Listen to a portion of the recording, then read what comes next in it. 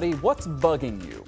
For some farmers here in western New York, the answer may soon be the spotted lanternfly. The invasive species from China, first detected in Pennsylvania in 2014, continues to spread. And Channel 2's Dave McKinley says it's enough of a concern now that the State Department of Agriculture and Markets is renewing its call for people to pay more attention to this and to try to help them keep this bug at bay. The short answer on dealing with them is to kill them on sight and notify the State Department of Agriculture and Markets so they can continue to track the spread of this invasive species from China, first detected in Pennsylvania in 2014. Our first discovery of spotted lanternfly in New York was in August of 2020 on Staten Island.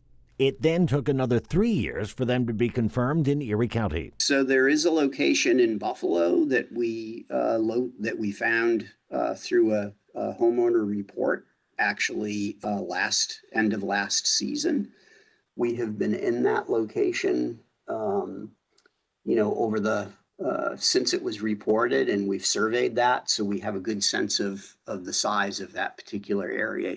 How serious an infestation there may be here, though, is a bit uncertain because the eggs those lanternflies laid last fall won't be hatching until perhaps mid-May.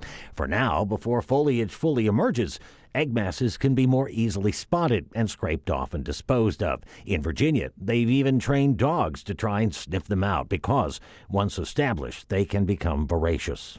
It basically sucks the sap out of the plant, and it can make them, it can stress plants out, it can make them more susceptible to drought stress, it can make them more susceptible to other attacks from other insects and diseases. Though there are 70 or so species of plants and trees that they'll attack, they seem to have an especially fond taste for grapevines and apple trees, which spells out obvious concern among agriculturalists in western New York. Meanwhile, there's continued concern about the spread of beech leaf disease. Arborists have been experimenting by treating the ground around beech trees with chemicals in hopes of warding off the invasive microscopic worm, which is believed to be at the root of the problem. All right, Dave joins us now. So I understand in terms of the spotted lanternfly, our winters around here, which we oftentimes complain about, might actually help us a little bit? Here's where the story gets interesting, Michael. First of all, these pests are carried from place to place. They're called hitchhikers, really.